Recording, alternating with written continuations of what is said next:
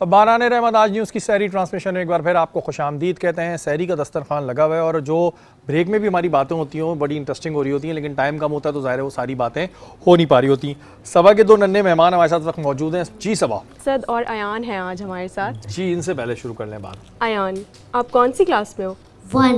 1 और favourite subject क्या है आपका? मैथ और बड़े होके क्या बनोगे? आर्मी ओह मुझे लग रहा है ये सब पूरी कुछ पूरी decided तैयारी है। से आए हैं। 1 आर्मी, अच्छा जी। और आप बताओ अपना, कौन से फेवरेट सब्जेक्ट्स हैं आपके? Maths science. Math and दो, science। Very nice. और क्या बनना है आपने? आर्मी। चलो दोनों भाई आर्मी बनोगे? दोनों भाई हैं आप? तो ये जो आपके बड़े वाले भाई हैं ये आपको तंग वंग करते हैं वैसे? ये माइक में बताएं ना, इशारों में नहीं है। यस क्या क्या तंग करते हैं ज्यादा? कौन ज्यादा करता है? भैया क्यों तंग करते हो भाई? क्यों तंग करते हो तुम बताओ छोटे भाई को अपने? ऐसे ही मज़ा आता है। मजा पुलिस बैठी हुई है सामने, शिकायत कर देगा ये तुम्हारी। अच्छा ये बताएं कि जब आप दोनों की लड़ाई होती है तो घर वाले किसका साइड लेते हैं? जो मेन बात है, साइड किसका लेती हैं? अम्मी किसका साइड लेती हैं? मेरा आपका नहीं लेती लेती हैं, दोनों का लेती हैं। हैं? दोनों का लेती हैं। आपका नहीं लेती ज्यादा? नहीं, क्यों? आप लेती हैं, दोनों का लेती हैं। कभी जो सही होता है उनका साइड लेती हैं। कल भी यानी कि फटा हुआ था। ये भाइयों का बड़ा मसला है भाई, भाइयों का बड़ा मसला है। अच्छा आपको ज्यादा घर में कौन अच्छा लगता है ये बताएं? मम्मा मम्मा। और आपको? मम्मा। बेटा भी दोनों ने घर भी जाना है, पापा भी आए हुए हैं आपके। ये वैसे एक चीज़ होती है कि जी आपको घर में जो है ना नॉर्मली बेटों को अम्मियाँ पसंद होती हैं और बेटियों को अब्बू पसंद होते हैं, लेकिन ये चेंज होता रहता है वक्त के साथ साथ। अभी आपने घर भी जाना है, बहुत सारी दुआएं आपके लिए, और आप दोनों का प्यार इसी तरह रहे, लड़ाइयाँ कम किया करें भाई, लड़ें कम और इसी तरह अपना प्यार कायम रखें। शैला आपका बचपन कैसा था? कितनी शरारती थी आप? कितनी शरारतें करती थी ये बताएं? मेरे बड़े भाई ज़्यादा करते थे, मैं कम करती थी। अच्छा तो और आप, मैं चुगलियाँ लगा देती थी तो वो फंस जाते थे, पिटाई उनकी लगती थी। ये क्यों होता है बहनों में ऐसा कि लगा देती हैं और बड़ा प्रॉब्लम होता है? अच्छा चलिए माशाल्लाह आप तो बड़ी हो गई, आपसे भी एक सवाल करता हूँ, आपको अम्मी ज़्यादा अच्छी लगती हैं अब्बू ये बताएं? मुश्किल सवाल है, दोनों अच्छे लगते हैं। फिर भी एक होता है ना आपकी, एक होता है कि कहते हैं कि लड़कियों को अब्बू ज़्यादा अट्रैक्ट करते हैं। हाँ, फादर। ऐसा है? बिल्कुल है, देखिए हमने 100%। ऑन एयर कहलवा लिया। बेटियां बाप से ज़्यादा मोहब्बत करती हैं। माँ तो माँ है लेकिन बाप से ज़्यादा मोहब्बत करती हैं। ये देख लें भाई, बेटियां एक रहमत होती हैं, वैसे तो माँ की भी होती हैं बाप की भी होती हैं, बाप को बड़ा इसमें एडवांटेज रहता है। डॉक्टर उमेरा आप बचपन में कुछ इस तरह की शरारतें करती थी कि वो चीज़ों को खोल खोल के ऑपरेशन करना?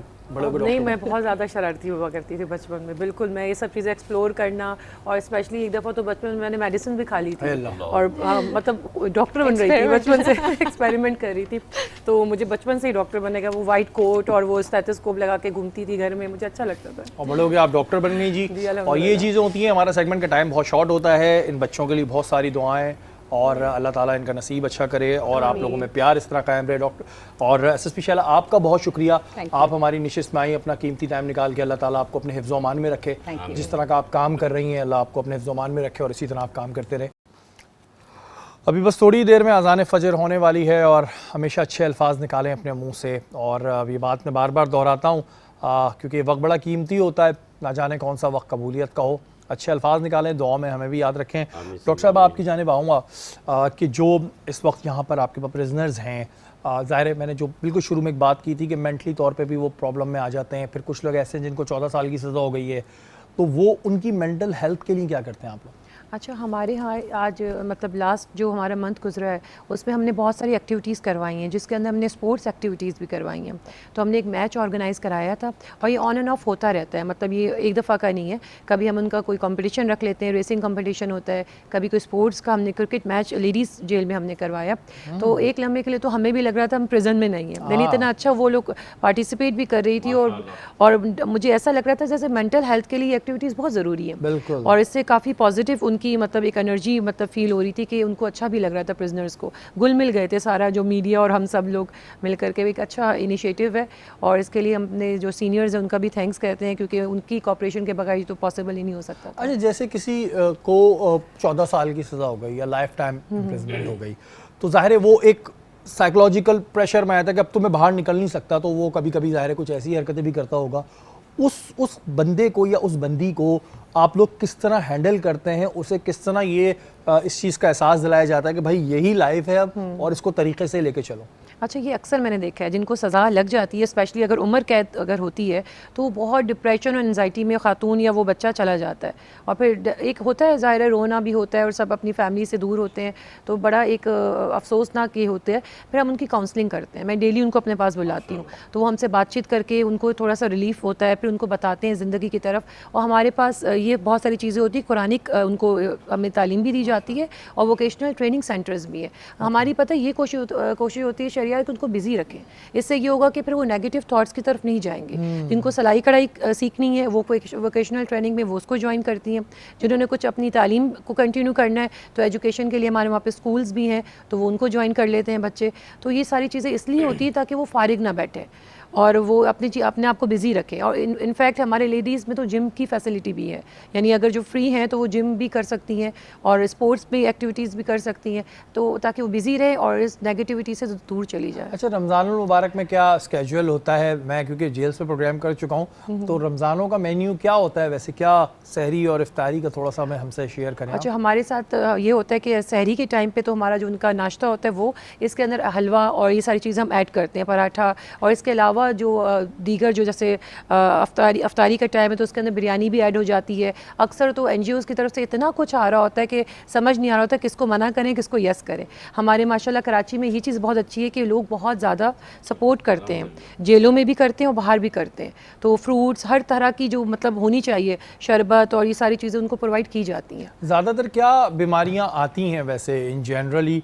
क्या बीमारियां आप देखती हैं जो ख़वातीन और बच्चों को आप ज़्यादा डील करते हैं? अच्छा, मेंटल हेल्थ के मैं ज़्यादा इश्यूज़ देखती हूँ। उधर काउंसलिंग की इनको बहुत नीड होती है, साइकोथेरेपी की बड़ी नीड होती है, डिप्रेशन, एनजाइटी। इसके अलावा तो नॉर्मली तो उनको बॉडी पेन हो गया और मौसमी जैसे फ्लू वगैरह हो गया, कोई सीरियस इस किस्म की बीमारी अल्हम्दुलिल्लाह हमारे मेंटल इश्यूज़ ज़्यादा मेंटल इश्यूज़ होते हैं। वो तो फॉर द टाइमिंग होता ही है। एनजाइटी, डिप्रेशन, जेल अब जगह ही ऐसी है, आप उसको कितना भी अच्छा कर दें बट डेफिनेटली जेल एक जेल है।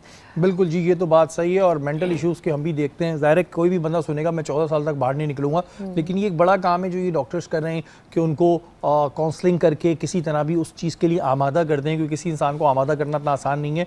वो सुसाइडल अटैक्स भी कर सकता है और कोई भी कर सकता है, लेकिन ये एक बहुत बड़ा काम है जो ये डॉक्टर्स कर रहे हैं। अच्छा सबा, बात मैंने उस वक्त आपसे पूछा था कि आप कितने सिग्नल तोड़ती हैं, ये एक जर्नल उसमें मुझे बताइएगा कि हमारे यहाँ कुछ ऐसी चीज़ें हैं जो क्राइम के ज़मरे में आती हैं लेकिन हम उसको उतना सीरियस नहीं लेते।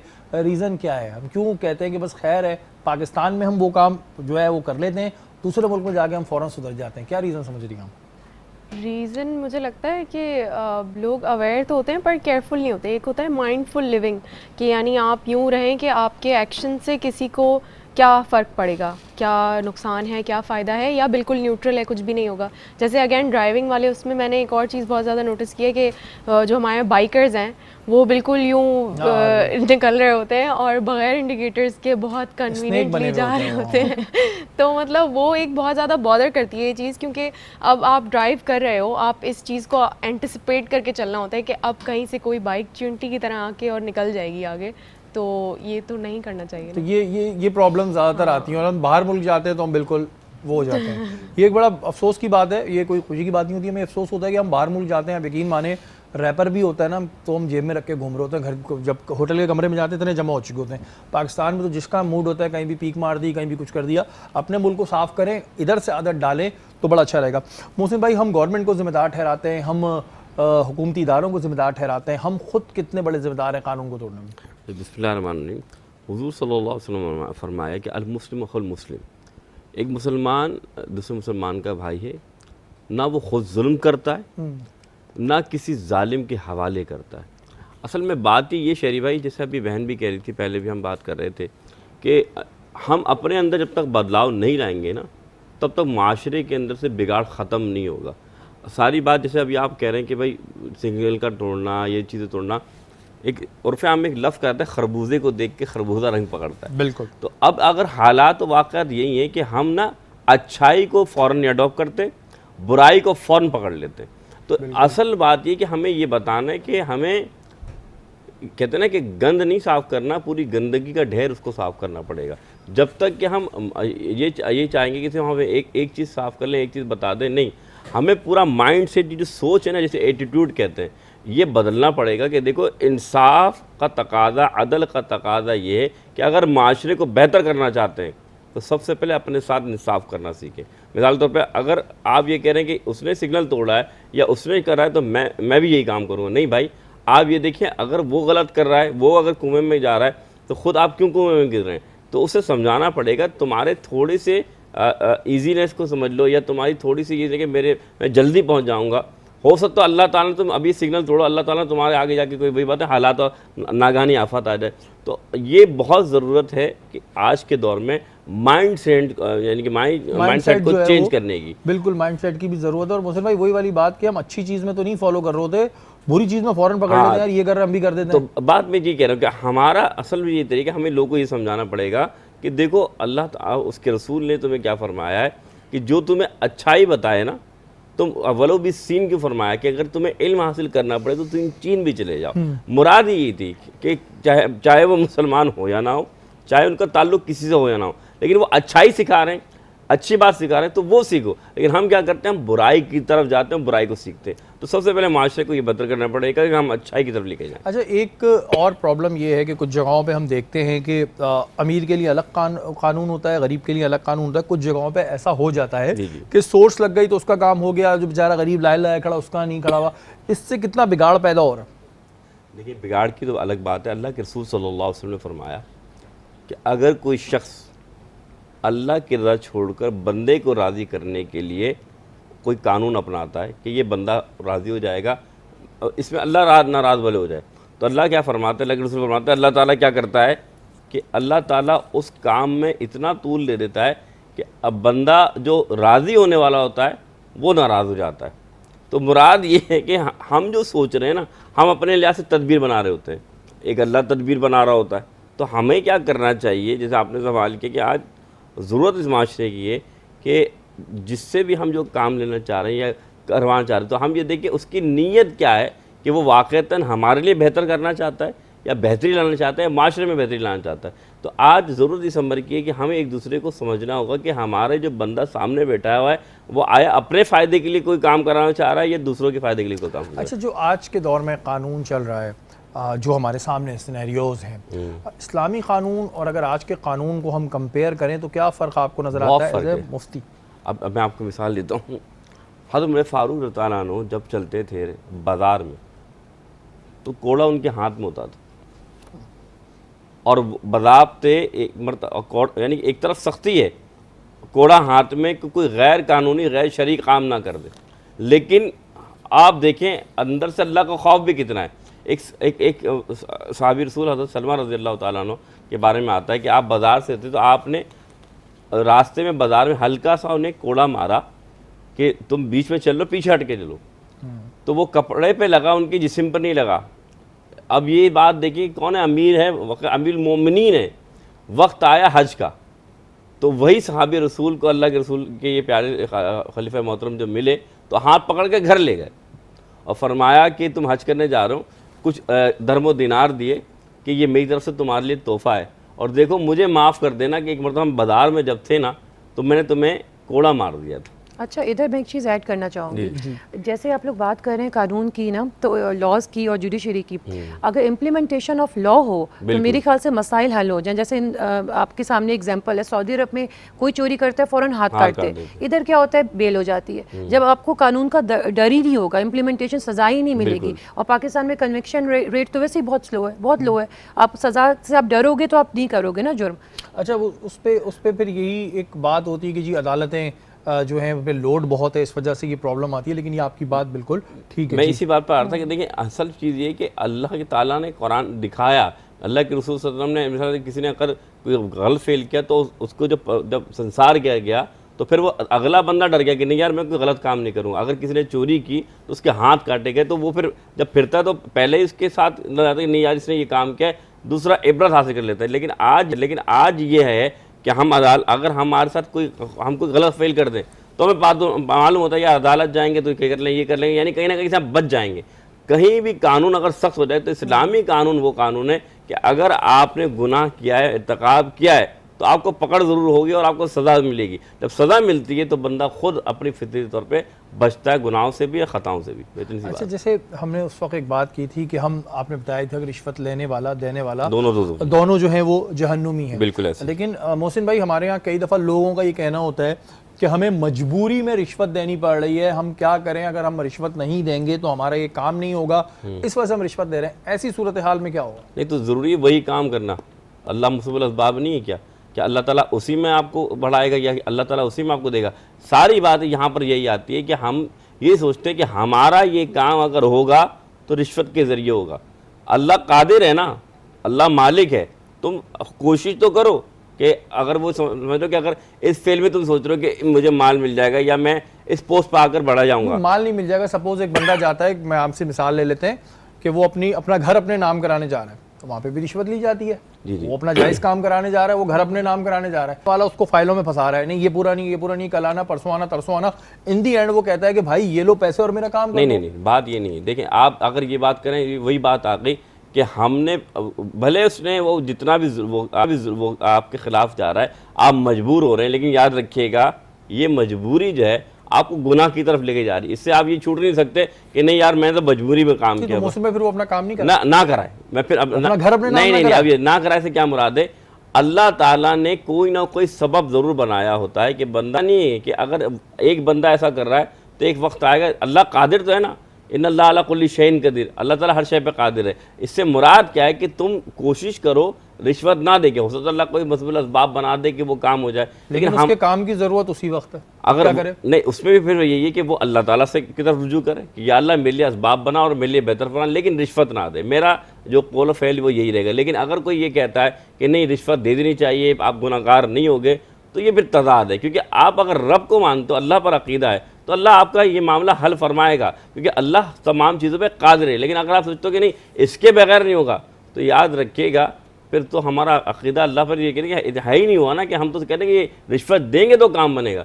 अल्लाह ताला हर शय पर कादिर। आप अल्लाह पर यकीन तो रखें कि कई ऐसे मामला होते हैं सारे दरवाजे बंद हो जाते हैं, लेकिन अल्लाह का दरवाज़ा एक खुला होता है कि अल्लाह रास्ता दिखा देता है। अब ये ईमान की पुख्तगी है। अगर आपका वाकई में ईमान ऐसा हो जाए कि मेरा काम रब कराएगा, तो वाकई में हो जाता है। लेकिन हमारा ईमान कहीं ना कहीं डगमगा जाता है, जिस पे हमें रिश्वत देनी पड़ती है। ये सवाल मैं इस वजह से इसको लंबा कर रहा था कि बहुत से लोगों से जब ये बात होती है तो वो कहते हैं कि हमने मजबूरी में दी है, इसमें हमारा कसूर नहीं है, मेरे रब को पता है। लेकिन अगर आपका ईमान ये होता, अगर आपका ईमान इतना पुख्ता होता कि नहीं मेरा रब करवाएगा, तो फिर वो करवाता कि फिर वो उसका काम है।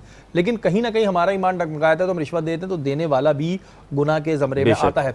मोहसिन भाई, ऐसे बहुत से कानून है जो लोगों को पता ही नहीं है कि उसका भी गुनाह होता है, इसमें क्या करें? बहुत से कानूनों का लोगों को पता ही नहीं। शरई तौर पे ये कि जब तक शरीयत के कानून के मुताबिक अगर किसी चीज़ का इल्म नहीं है और बंदा गुनाह कर देता है, तो वो ख़ताकार नहीं कहलाता। अगर इल्म हो गया और फिर कर रहा है, तो फिर उसको शरीयत में दुनिया में भी सज़ा है और आखिरत में भी सज़ा है। अच्छा, एक जगह हमने जब पहले बात की थी, लेने वाला और देने वाला दोनों ही राज़ी हों, हमने तिजारत के उसमें बात की थी, तो मुनाफे के उस पर। ऐसे ही अगर हम देखते हैं, पानों की दुकानों पे गुटखा ही बिक रहा है, वो कह रहा है भाई मैं लेने वाला हूँ, ये देने वाला है। बच्चों को सिगरेट दे रहे हैं, जो कि कानूनन जुर्म है, इस पर FIR है, लेकिन उस पर भी कोई अमल नहीं हो रहा, तो इन लोगों को भी गुनाह मिल रहा हो? क्यों नहीं मिलेगा? जाहिर सी बात है। आप ये देखें, जिस चीज़ से इंसान की तबाही जिस्मानी हालत ख़राबी की तरफ जाए, चाहे लेने वाला राज़ी हो या देने वाला राज़ी हो, जिस रब ने बनाया, एक मक्खी मिसाल से अगर एक इंसान कोई आम सी शय भी बना दे और वो कह रहा है मैं इसको तोड़ दूँगा, ये पैसे दे भी लूँ और तुम ख़रीद भी लो, तुम राज़ी हो, तो जिसने बनाया है क्या उसको तकलीफ़ नहीं होगी? जो रब ने तुम्हारा जिस्म बनाया है, इतना प्यारा जिस्म बनाया, इतनी प्यारी तुम्हें हर्रियत दी है, और तुम इस जिस्म को नुकसान दे रहे हो, बल्कि तुम लेने यानी इस चीज़ ख़रीदने वाला भी राज़ी और बेचने वाला भी राज़ी, यानी तुम भी खरीद रहे हो, तुम भी राज़ी थे, लेकिन रब तो राज़ी नहीं है ना। तो मैं रब को देखूँ या अपने रजामंदी को देखूँ? अच्छा, इस बात का जवाब दीजिएगा। जैसे मैंने उसको कहा था, वो जवाब मुझे सही तरह मैं आपको एक्सप्लेन नहीं कर पाया था। हम सिग्नल तोड़ते हैं, सही, सिग्नल तोड़ने के बाद हमारे सामने सार्जेंट खड़ा है, हमने उसको जुर्माना भर दिया और हम निकल गए। लेकिन फिर हम सिग्नल यही तोड़ के सोचते हैं कि हम तो जुर्माना भर देंगे, तो क्या हम जुर्माना भर रहे हैं तो हम गुनाह से पाक हो रहे हैं? हमने तो जुर्माना भर दिया। ठीक है, जुर्माना आपने तब भरा जब नादीनस्ता तौर पर आपने वो काम किया। अच्छा, मिसाल तौर पर आप जान के, एक होता है कसदन फेल करना, एक होता है कि जानकर नहीं किया, भाई काम हो गया, जुर्माना तो हो गया। लेकिन आपने वो करना है कि नहीं मैं कानून तोड़ूंगा फिर जाके जुर्माना दे दूंगा, तो आप गुनाह तो कर रहे हैं ना। मतलब मिसाल तौर पे मैं फजर की नमाज पढ़ूंगा लेकिन कज़ा पढ़ूंगा, तो मतलब गुनाह भी कर लिया और फिर उसका अयादा भी कर लिया, तो बंदा ऐसा काम ही क्यों करे भाई, सारी बात ये देखें, ये इस बार चीज़ें पूछते हैं कि ये भी छोटे छोटी चीज़ें बड़े बड़े गुनाहों के ज़मरे में आ जाती हैं। हम इसको इतना सीरियस नहीं लेते क्योंकि हम ये कहते हैं कि ठीक है यार ये कौन सा बड़ा हुआ है। और एक बड़ी बुरी बात मुझे लगती है जब हम कहते हैं पाकिस्तान में सब चलता है, ये पाकिस्तान में सब इस वजह चलता है क्योंकि हम ऐसा चला रहे हैं, बाहर मुल्क में जाके हम इंसान बच जाते हैं। डॉक्टर साहब कोई मैसेज अपने देखने वालों के लिए? बस मैं ये कहना चाहूँगी कि हम सब के ऊपर बहैसियत पाकिस्तानी शहरी कानून की पासदारी फ़र्ज़ है, हमें करनी चाहिए, क्योंकि माशरे के अंदर बिगाड़ तब पैदा होता है जब हम दूसरों पे तनकीद करते हैं, ख़ुद को नहीं सुधारते। सबसे पहली प्रायोरिटी तो ये होनी चाहिए आप ख़ुद सही हो जाएं। आप ख़ुद सही होंगे तो मेरे ख्याल से सारी सोसाइटी हल्का हल्का खुद ब खुद सही हो जाएगी। बिल्कुल जी, अपने आप को ठीक करें। बात हो रही थी कानून की पासदारी के हवाले से, हम सब पे फ़र्ज़ है कि जो हमारे कानून बनाए गए उन पर अमल करें। ये ना सोचें कि जी यार वो नहीं कर रहा तो मैं क्यों करूं, भाई उसने अपनी खबर में जाना है, आपने अपनी खबर में जाना है, तो आप अपने आप को एक सीधे रास्ते पे लेके चले, आप बाखुदा, आपको कहीं मसला नहीं आएगा। जो मोहसिन भाई से मैंने बात करी उस पर उन्होंने बड़ी अच्छी तरह एक्सप्लेन किया कि ये जो लोग कहते हैं कि हमने मजबूरतन रिश्वत दी, जिस दिन आपका ईमान ये हो गया ना कि मेरा जायज़ काम है और मेरा रब करेगा, उस दिन दुनिया में आपसे कोई रिश्वत नहीं ले सकता। और अगर आप रिश्वत दे रहे हैं तो आप भी गुनाह के ज़मरे में आ रहे हैं। सिर्फ रिश्वत लेना ही जो वो हराम नहीं है, तो बचपन से सुना रहे हैं रिश्वत लेने वाला जहन्नुमी, देने वाला भी जहन्नुमी है। हमारी नशियात का वक्त इस वक्त ख़त्म हो गया। आप मेहमानों का बहुत शुक्रिया, आपने हमारी नशिस्त को ज्वाइन किया। कल इंशाअल्लाह ताला दोबारा मुलाकात होगी, तब तक के लिए अपने मेज़बान सैयद शहरियार आसिम को इजाज़त दीजिए।